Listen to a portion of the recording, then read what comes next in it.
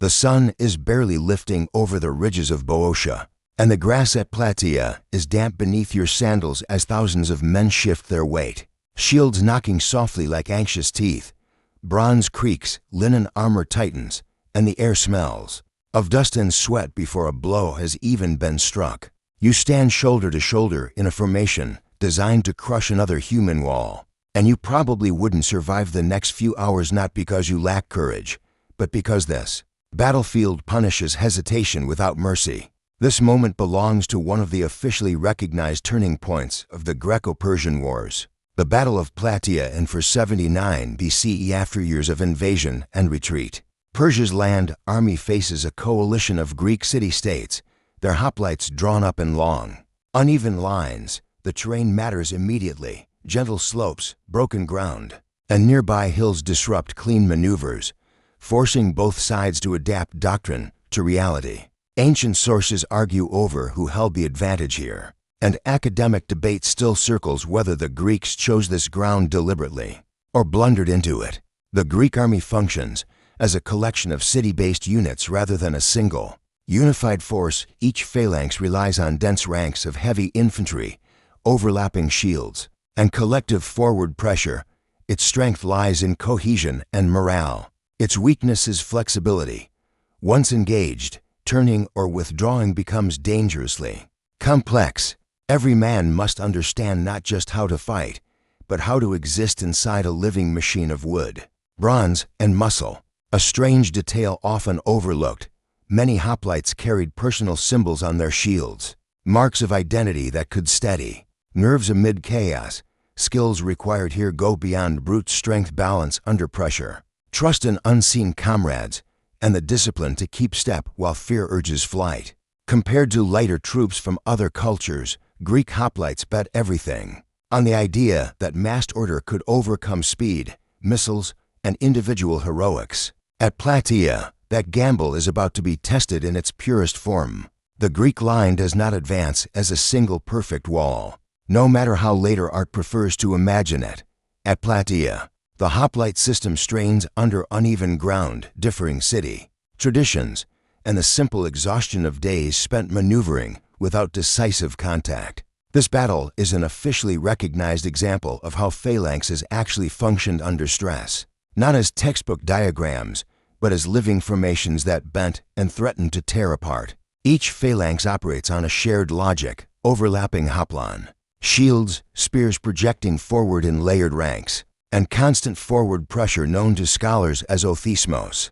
Modern historians still debate how literal this push was, but there is agreement that psychological pressure mattered as much as physical force. The strength of the system lies in its ability to present a unified front that absorbs shock and projects inevitability. Its weakness, exposed here, is dependence on alignment.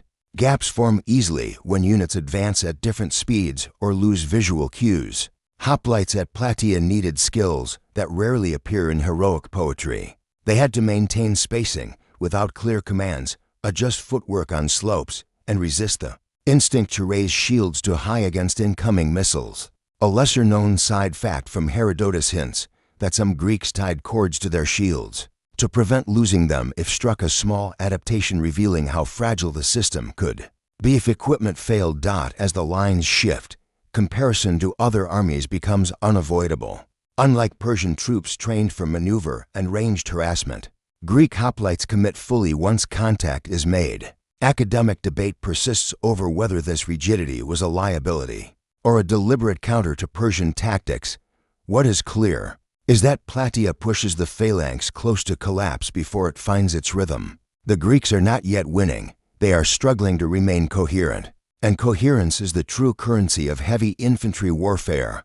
Across the field, the Persian army operates on a fundamentally different logic, and Plataea becomes an officially recognized case study in how contrasting doctrines collide. Persia's elite guards, often grouped under the label of immortals, stand among a vast, multinational force built around flexibility, missile fire, and command hierarchy. Their presence carries prestige, but modern scholars debate how uniform or elite these units truly were. By 479 BCE, Persian formations emphasized depth over density. Wicker shields, lighter armor, and shorter spears allow for quicker movement and sustained missile exchanges. Their strength lies in adaptability. Units can advance, retreat, and redeploy far more easily than a hoplite phalanx. Their weakness emerges in close, sustained contact against heavy infantry. Once compressed, the lack of rigid mutual shielding becomes a liability. Plataea is not the battlefield Persia prefers. Soldiers within these elite units required a different skill set. Archery, coordinated withdrawal, and obedience to centralized commands mattered more than individual staying power in a shove. A lesser-known fact noted in Persian administrative records suggests many guards rotated service seasons, meaning battlefield experience levels could vary more than Greek citizen soldiers, who trained locally for years. This feeds into ongoing academic debate about whether Persian elites were consistently elite or situationally effective. Comparison with Greek hoplites reveals a philosophical divide. Persian troops are designed to wear an enemy down. Greek troops aim to break them outright. At Plataea, the terrain and narrowing space compress Persian lines, limiting missile effectiveness and reducing their doctrinal advantages.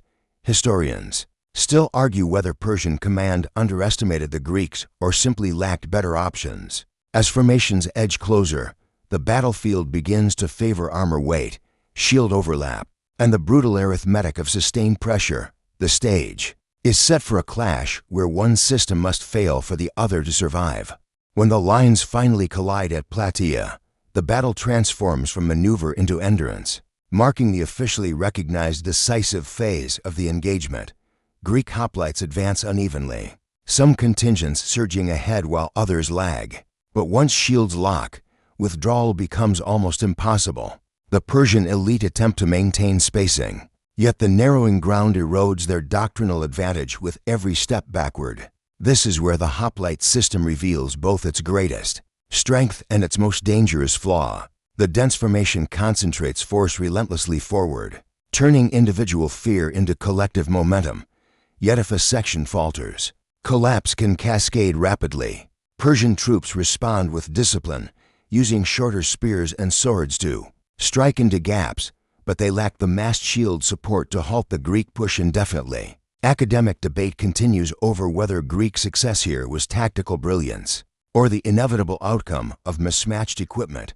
Hoplites required brutal patience at this moment. Skills included shield endurance, breath control, and the ability to trust pressure from behind rather than resist it. A strange detail recorded by later writers notes that some Greek soldiers bit down on leather straps to steady their jaws against fatigue, a reminder that physical strain shaped outcomes as much as strategy. Compared to other ancient battles, such as Marathon or later Macedonian engagements, Plataea shows formation warfare at its most unforgiving. There are no sweeping flanks or clever feints, only incremental gains measured in feet. Eventually, Persian lines begin to break not from panic, but from exhaustion and loss of cohesion. Once gaps widen, hoplites exploit them ruthlessly, and what was once an elite guard formation dissolves under sustained pressure. The victory is not sudden, it is ground down, earned by a system that functions best when nothing goes wrong, and at Plataea, just enough goes right. Inside what looks like a single advancing mass. The battle at Plataea is actually decided by thousands of individual decisions, an officially recognized reality that complicates any simple view of hoplite warfare. Each soldier occupies a narrow slice of responsibility, and the formation only works if those slices hold together. When Persian resistance stiffens in pockets, it is not generals but ordinary men who determine whether the line bends or holds. The hoplites' required skills here are subtle and rarely celebrated. Foot placement matters as much as strength. A misstep can open a gap wide enough for an enemy blade or spear point. Soldiers must read pressure through their shields, sensing whether the man beside them is weakening. Ancient sources hint that veterans often anchored younger fighters, a lesser-known social dynamic that stabilized formations under stress. This informal leadership helps explain why some Greek contingents perform better than others despite similar equipment. The strength of the phalanx lies in this distributed competence. No single hero dominates the fight. Its weakness, however, is the constant risk of localized failure. Persian troops exploit this by targeting exposed shield edges and unprotected flanks, techniques taught precisely for fighting heavier infantry. Academic debate persists over how effective these countermeasures were, but Plataea suggests they slowed rather than stopped the Greek advance. Comparison with other ancient armies sharpens the contrast. Roman manipular formations later solve some of these problems by introducing flexibility within order, while Persian systems favor space and movement. At Plataea, the Greeks succeed not because every man is exceptional, but because enough are competent under pressure. Small acts adjusting, a grip, stepping half a pace forward, refusing to look back accumulate into irreversible momentum. The battle's outcome hinges less on grand strategy than on the quiet endurance of individuals, locked into a collective fate.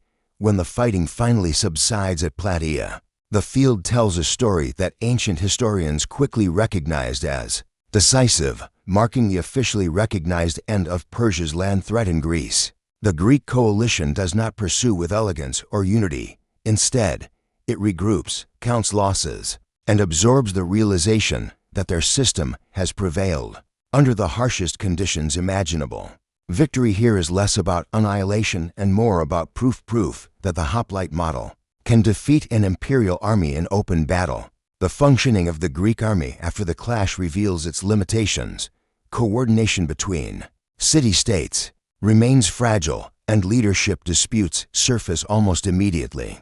Yet the strengths of the phalanx are undeniable: resilience, shared identity, and the ability to impose decisive outcomes when terrain and morale align. Its weakness, exposed but survived, is its reliance on cohesion. Had the line fractured earlier, the result might have mirrored earlier Persian successes elsewhere. Hoplites emerging from the battle carry skills forged under pressure: discipline, collective awareness, and the mental endurance to stand fast while chaos presses inward. A lesser-known side fact recorded by later Greek writers notes that offerings after Plataea emphasized unity rather than individual valor, suggesting cultural recognition that the formation, not the hero, won the day. Academic debate continues over how transformative Plataea truly was. Some scholars argue Persia could have adapted tactically. Others see the battle as an unavoidable doctrinal failure once heavy infantry gained the initiative. Compared to other ancient victories, Plataea lacks drama, but gains weight through finality. It confirms that a citizen-soldier system, rigid and imperfect, can outperform a professional imperial force under the right conditions. The echoes of that lesson will shape Greek military thought for generations, even as future armies search for ways to overcome the very rigidity that secured this triumph. Plataea stands as a quiet but decisive demonstration of how military systems succeed or fail not in theory, but under sustained pressure. The Greek Hoplite victory did not rely on surprise, technological superiority, or inspired generalship alone. Instead, it emerged from a brutal alignment of terrain, discipline, and collective endurance. The phalanx proved effective because it transformed fear into structure and individual effort into massed inevitability. From an effectiveness standpoint, the Hoplite system excelled in conditions that restricted maneuver and forced close engagement. Its strengths: shield overlap, shared momentum, and morale rooted in civic identity directly countered Persian reliance on mobility and missile attrition. Yet the battle also exposed critical weaknesses.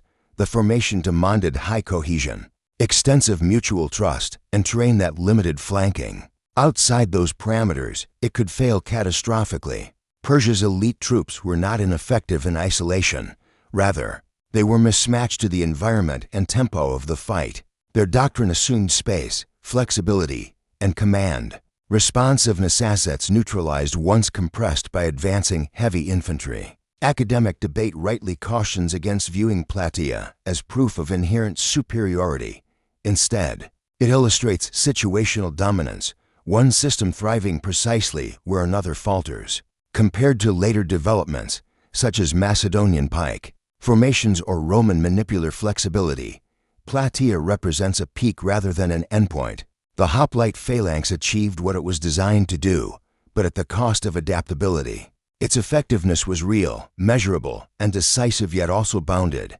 Ultimately, Plataea reminds us that ancient warfare was less about perfect designs and more about imperfect humans sustaining them. Victory belonged to the army that could endure longer, hold together under strain, and accept that survival depended not on individual glory, but on collective resolve.